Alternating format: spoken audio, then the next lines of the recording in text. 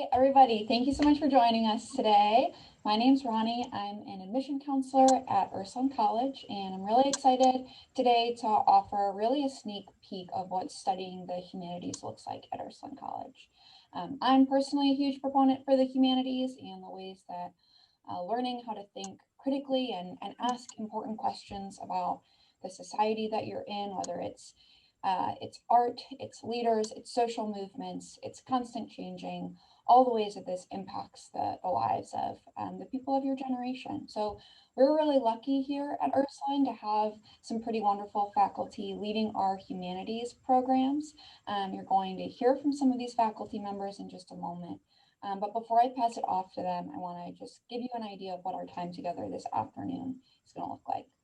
So in just a moment, as I mentioned, you'll hear from a couple of our faculty members, and they're going to just give you an overview about our humanities program, what we have to offer you, and how studying a field in the humanities at Ursuline will really set you apart and provide you with an experiential and explorative education that you just can't get anywhere else. And then we want to give you an exclusive look into our Fine Arts Annual Inscape. We're joined by some of our current students today, and they're here to share their experiences and to give us a little bit of an open mic, share some of their writing. If any of our guests are interested in participating, the mic will be open to you as well. And we're also joined by my colleague, Kate Teichman. She's going to share a little bit more about the Accelerated Humanities program and just give you an idea of what that distinction is, what's different about our accelerated program from our traditional program. And before we close, we'll have some time for any questions. And if you have questions at any point during the presentation, feel free to just send them in the chat to make sure that we get them either over the course of the presentation or at the end. So without further ado, I'll go ahead and pass it off to my colleagues, Professor Trostel and Waldenmeyer, so we can hear more about their programs. So I'm going to go ahead and share screen. We have a little presentation today. Is everyone able to see all right? Good? Okay. So let's see. So the first thing we want to just mention today is that we are hosting a high school writing contest. This flyer was designed by our editor-in-chief, Hallie Platt, who's joined us today. She can wave in the box. And what will happen is we'll hold this contest open until December, and the winners will be judged in January when we reconvene the semester, and they will be published in our annual magazine. So we're excited to host this contest. The theme this year for Inscape is writing from quarantine. I know many of you are stuck at home and doing online classes. So this is an opportunity to explore what this historic moment might look like to you, and also to record your personal experiences. So we'll be taking prose or poetry, and we can pass this flyer on to you so you have all the details for that. But we definitely wanted to pitch that today as a fun opportunity to get involved with the college. So today we're here to talk about the humanities more broadly. To me, the humanities is a question of how do we record, process, understand, and communicate the human experience. And all of these things are really important elements of preserving our moment in time for the future and understanding our moment in time, especially when we're living through 2020, which is such a different year for all of us, and trying to unpack what it means to live through COVID and what it means to live through some of these big events that are coming up, such as climate change, the election cycle. All of these things are things that humanities students are interested in. So as we're thinking about humanities at Ursuline, we're much more of a public-facing humanities program. This is just an infographic from the National Endowment for the Humanities. Just describes what are the goals of the public humanities. So we're really thinking about humanities as something that informs contemporary debates, amplifies community voices and histories, helps individuals and communities to navigate difficult experiences, expands educational access, and preserves culture in times of crisis and change.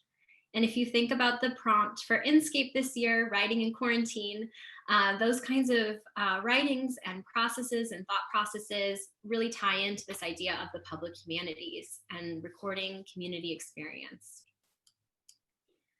So Jacob and I came up with some broad terms or goals that we think that the humanities program at Ursuline encompasses. We're just going to briefly preview them. But we believe that the humanities means storytelling across medium. So how do we communicate ideas with the public? We're really committed to teaching students not only how to write an essay or a research paper, but also how to communicate in various modes, like in social media, maybe in the magazine. How do you create a website? How do you do a public facing talk? All of those different ways of communicating with the public are really central to a humanities student. I think one of the Jacob ways that we kind of live out our human experience that we are kind of writing and thinking and communicating about is through culture, which kind of describes the kinds of patterns and habits and the artistic expressions that are associated with our life in this world and in our society. Naturally, there are going to be difficulties that arise from our lived experience and our attempts to work together when we have slightly different sets of values and priorities and different kinds of layers of identity, both individually and communally and culturally. And so as we can imagine, we're extremely complicated creatures. And so one of the things we try to do in humanities is we try to find our way. We try to solve those problems in a way that helps to improve our well-being and improve the way we can enjoy our lives, not just individually, but also together and in an appreciation of each other's cultural differences, but also what we have in common culturally. So it's another thing that we explore. So in the same, public-facing scholarship and communication are really important to our program at Ursuline. How do I share what I've learned beyond university walls? So we're asking students to not only engage with, again, traditional papers or traditional research, but also think about what they're learning and how what they're learning in the classroom could make a concrete impact on the community at large. I'm just gonna give a shout out to Malia Ali, who's on this phone call, who's going to be interning with a new startup that's a micro local new startup just for Cleveland and the inner ring suburbs, because they saw a hole in local journalism, and they know that journalists are activists, and they know that journalists are the watchdogs and advocates for the community. And they're committed to not only filling that gap in reporting, which is often how we hold our elected officials accountable for their actions and get concrete change, but they're also committed to training the future generation of reporters or active citizens, even if you don't go into reporting yourself. So Malia will be interning there in the spring. It's their only their first year of operation, so she's one of their very first interns. We're really proud of her for that, and they're really excited to work with her. But again, that's an example of how your scholarship and what you learn could be directly applied to the community and really make a concrete difference. So that's what we mean by sharing our knowledge and our expertise beyond university walls. Certainly, at Ursuline, one of some three items that we try to emphasize and try to develop are values, voice, and vision. And the first of those items, values, is really borne out in our thinking about and studying ethics, which has a lot to do with the question of how should we live our lives? What does it mean to live a good life? And how should we best treat others? And how should we live in a way that will improve society and improve our well-being? Cleveland, the Cleveland area, Northeast Ohio, is certainly a major hub for a lot of tension in some ways, but also a lot of development and a lot of progress, particularly in healthcare, but also in various forms of business, other sectors there. And so an ethics-based education at Ursuline tries to ask these questions not just as a sort of intellectual exercise, but rather asks these moral questions with the intention of applying those ethics-based ways of living and ways of working to the region. How can we live out our ethics-based education in the Cleveland area? The next is just community focused. So we call it the Humanities Toolbox, all of the skills you gain from taking humanities classes. And we really push our students to think about how do you use those tools to strengthen your community. We know that most of our students, 85% of our students actually commit to staying in the Northeast Ohio region. Obviously that number changes year to year, but a large portion of our students stay here and are really committed to building the Greater Cleveland Network and the Greater Cleveland community. So how can we think about Cleveland as the laboratory for humanities-based interventions or changes to make our city a better place to live in?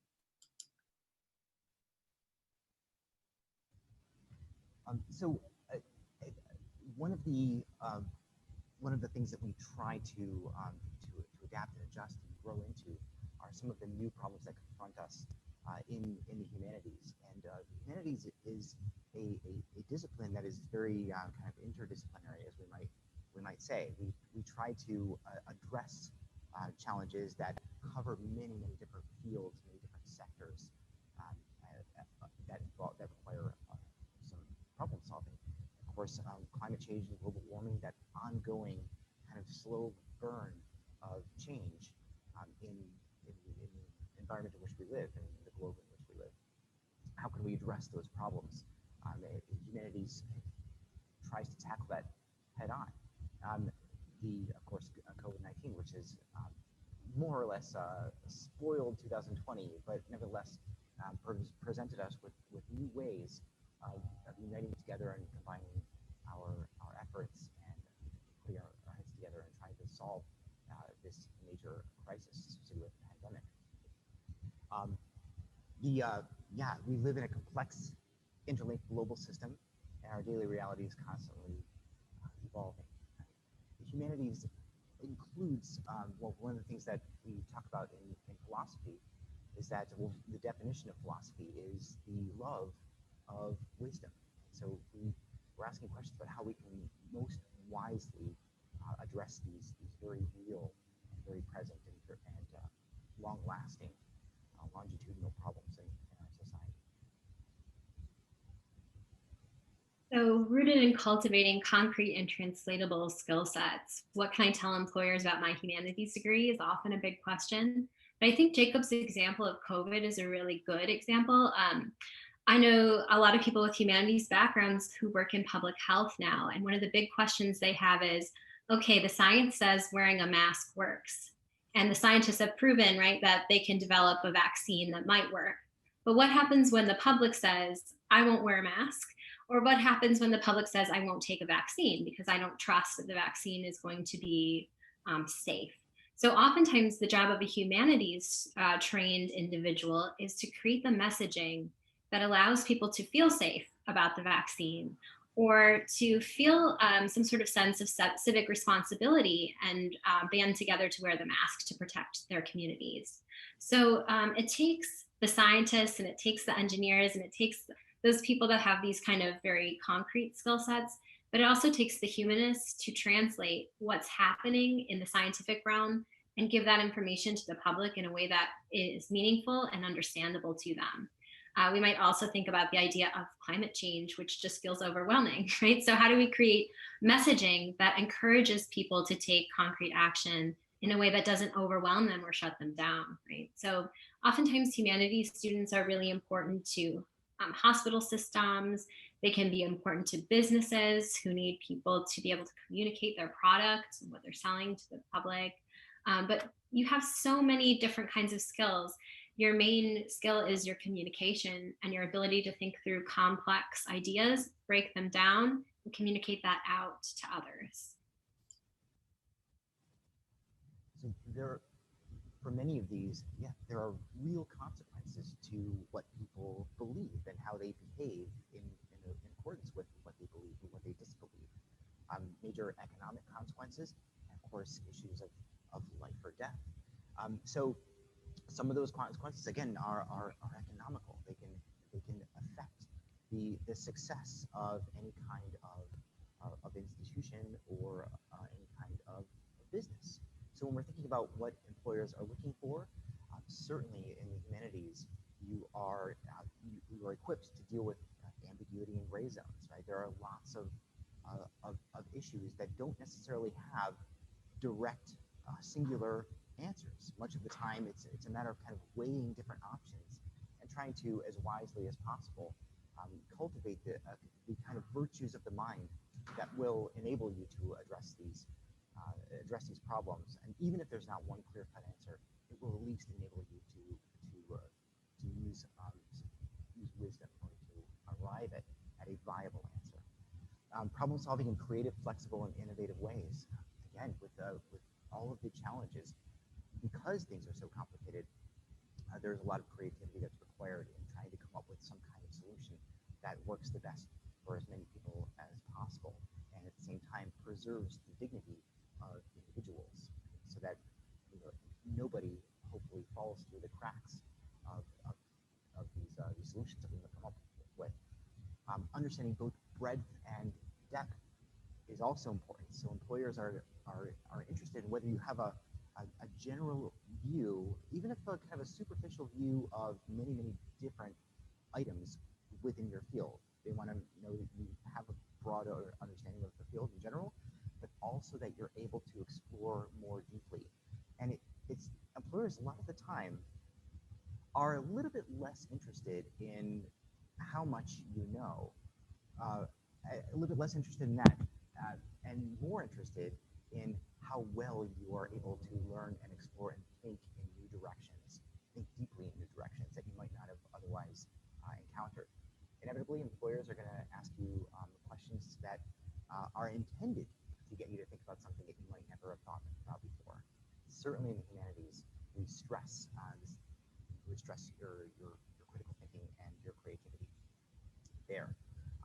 And then, of course, being able to adapt to new situations. Right? Employers really do want, especially as our job market continues to change exponentially, more rapidly than ever. Certainly with the humanities, you're able to adapt to lots of new innovations and new ways of working, ways of being together, and ways of producing together. So at Ursuline, we just wanted to highlight two unique facets of our program. The first is the Rustbelt Pathway, which is actually open to all students at Ursuline through the core curriculum. Basically, the course gives you a pathway through the core courses, your required courses in science, math, English, art, philosophy. And it gives you the intellectual framework to engage locally as a problem solver and critical thinker in Cleveland's specific cultural context. So we've partnered with lots of organizations in the community, journalism organizations that focus on fair housing and integration, some publishing companies, all sorts of different types of community workers who are thinking about equity and justice in our urban setting in the greater Cleveland area. And so if you decide to take the Rustbelt Pathway, you would earn a certificate at the end of your course of study at Ursuline that would say that you are someone who has sort of expertise locally, that you've really thought about the city and its problems, strengths, and possible future directions.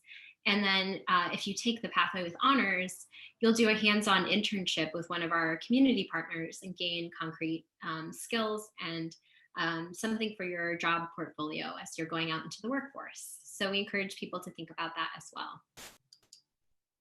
And then the real reason we're here today, for a lot of our students have agreed to read some creative pieces for us. And I know that a lot of the high schoolers signed up because they were also interested in creative writing.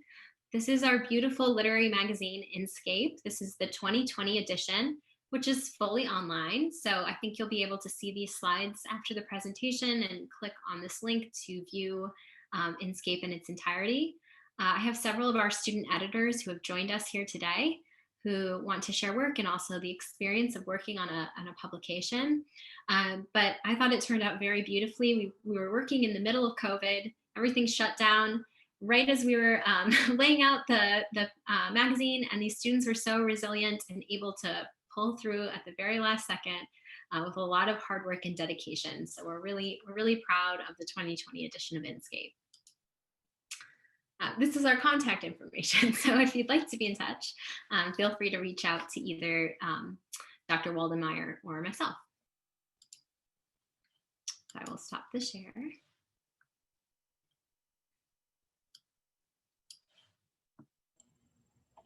Okay, great. Thanks so much, Professors Trussell and Waldenmeyer, for that overview of the humanities